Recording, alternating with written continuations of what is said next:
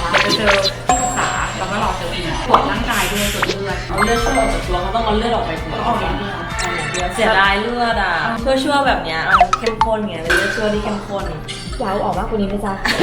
กลัว คือแบบว่าเวลาเรามาเนี่ยเราต้องมีการ ได้ อั ใช่ พ ไหม ท้องไง เหมือนตรวจใหญ่เลยเส้นใหญ่หรือว่าเนี่ยในเลือดจะมีแอลกอฮอล์หรือว่ามีอะไรสามารถแบบศึกษาได้ไหมเพราะว่านอกจากเจาะเลือดแล้วเนี่ยเขาจะวัดเรื่องของอัตราการเต้นของหัวใจด้วยยังไงจ๊ะ แล้วดูดแล้วไขมันที่ดูดออกไปเขาไปทำอะไร เอาไปย่างหมู เอาไขมัน ไปย่างหมู ไม่ได้ปะ แต่ส่วนใหญ่มีไหมที่แบบดูดแล้วเอาไปเติมส่วนอื่น ได้ อย่างหน้าผากแบบพี่แพทเขาเรียกว่าหน้าผากแบบคนมีบารมีคือว่าคือหน้าผากโป๊ะ ซึ่งอันเนี้ยของแท้ไงแล้วเป็นกระโหลกของเขาจริงๆ อันนี้ของฉันเนี่ยหน้าผากจีน แต่ว่าเดี๋ยวต่อไปจะทำแบบเอาให้รุนๆแบบของผู้ชาย ๆมันเหมือนปลาหมอไปเลย ไม่ได้ ฉะนั้นวันนี้มาปรึกษาเรื่องดูดไขมันใช่ไหมคะทั้งตัวเลยใช่ไหมคะ ส่วนไหนที่เป็นกังวลที่สุดมีไหมคะ ส่วนเนื้อที่หลังเคยดูดไขมันมาก่อน อ๋อ มีทำจมูกที่ทำมา ก็วันนี้เราจะมีตรวจสุขภาพให้ด้วย เดี๋ยวพรุ่งนี้มาแล้วก็เข้าห้องผ่าเลยขอบคุณค่ะ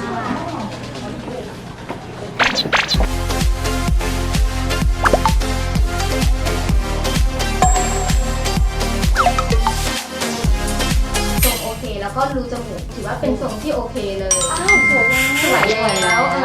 เฟลไม่ได้ทำ ใช่ค่ะข้างหนึ่งเป็นคนที่ใช้กล้ามเนื้อข้างหนึ่งเยอะ ก็เลยเป็นกังวล จมูกเหินนะ ปกติเราคิ้วเหินนะ หน้าของเรา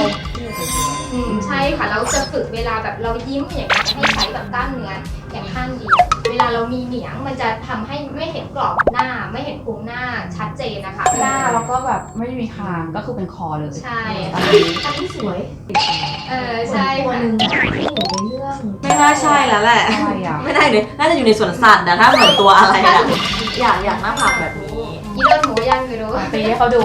เนี่ยอันเนี้ยออริจินอล โอ้โหเขาบอกโอ้โห โอ้ my god ออริจินอล หน้าผากขนตัว ได้ค่ะถ้าอยากได้อย่างพี่แพ็คก็คือเติมอีกได้เลย เราไม่ค่อยอยากได้อย่างที่แพ็คก็ไปทำแล้วคือ ไม่ได้ป้าแม่ ไม่ได้ ไม่ได้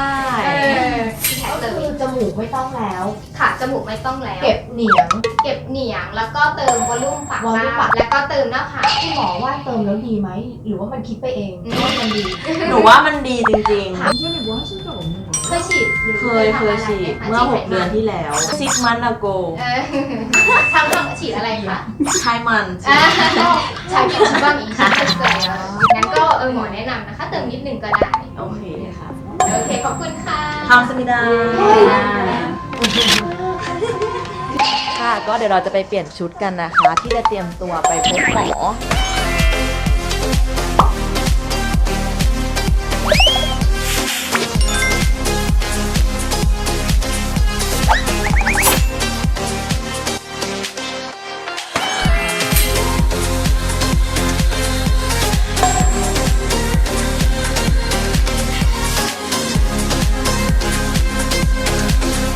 ใจมันเต้นเลยเป็นแพทย์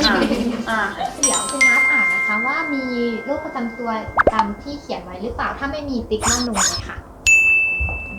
อ่านเร็วจัง ไม่ก็มันแบบเป็นโรคที่หนูไม่ได้เป็นเลย ไม่มีอยู่แล้ว เอ็กซเรย์ดูช่วงปอดนะคะ แล้วก็โพรงข้างในด้วย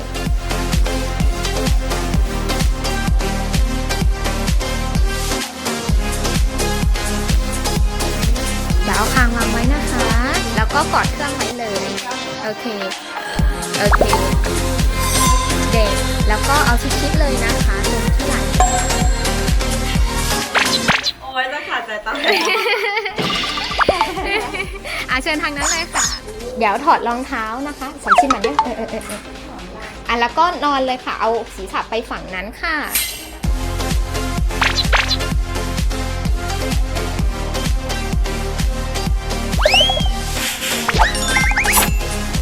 จับไว้นะคะ จับกดไว้ค่ะ ตรงสำลี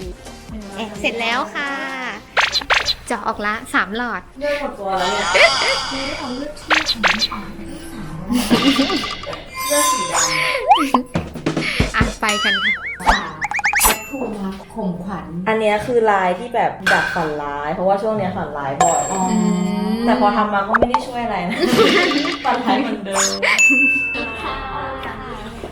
นั่นตรงนี้ค่ะใช่ค่ะคนเกาหลีเขาก็เจอที่ปรึกษาก่อนเพื่อจะได้ดูให้คร่าวๆก่อน แล้วก็ที่ปรึกษาก็จะเอาข้อมูลที่เราต้องการเนี่ยไปบอกหมอ 제가 간단하게 얘기하고 오늘 바로 보실 거예요? เดี๋ยวไม่ต้องห่วงนะคะเขาจะเป็นที่ปรึกษาแล้วก็ดูให้คร่าวๆก่อน แล้วก็เดี๋ยวเราพาไปเจอหมอกัน ช่างวัดมวลไขมันแล้วก็กล้ามเนื้อนะคะ ที่ผู้สาวว่าไขมันเลยทุกเส้นเลยนะคะ โอ้ย ทำไมไม่น่ารักเลยไขมัน ก็คือนี้ได้ออกกำลังกายหรือไดเอทอะไรมากกว่า ไฟบอกเอาสิ ไม่ได้ทานยาแบบไดเอทอะไรใช่ไหมคะแต่เอาเสริ ก็ ม ต้องผอมแล้วป่ะดูไม่อย่างเงี้ย รับรองว่าเห็นผลแน่นอนแต่สัญญาเราอย่างหนึงก็คือต้องใส่ชุดละอย่างน้อย1 เดือนนะคะ บอกแล้วว่าเราของ2 เดือนเลยเอา2 ชุด ใช่ ชุดที่2ชุดเล็กลงมาอีก แน่นอน น้อง แน่ บอก นอ ว่าน น้องทำได้ ไม่ทำได้ห้ามขี้โกงห้ามขี้โกงด้วย ได้ทำได้ ไปจริง ไปสิสัญญาใส่ชุดรัดทุกคืนยกเว้นคืนที่หนองบูชา โอเค ยอม เขาทำได้ไหมเขาอยากเซ็กซี่ เซ็กซี่เหรอ 이미 섹시하긴 เซ็ก 한데 ซี่อยู่แล้วบอก ความเซ็กซี่ของเราเนี่ยมันก็ควรจะมีความรูปทรง คือหน้าอกเป็นอกหรือว่าเอวเล็กเอวคอดหรืออะไรเงี้ยค่ะ อันนี้คือมันต้องแล้วแต่จุดว่าเราต้องทำอะไรบ้าง เวลากี่ชั่วโมง เดี๋ยวซิกันนี้ซิกันนี้ 시간은 이제 뽑는 부위가 많아가지고 เนื่องจากว่าไขมันเราค่อนข้างเยอะนะคะ ประมาณ 5-6 ชั่วโมงค่ะ หมู อืม เต็มหมด อีโรเคียวนะ 오케이, 네. ได้เลยได้เลย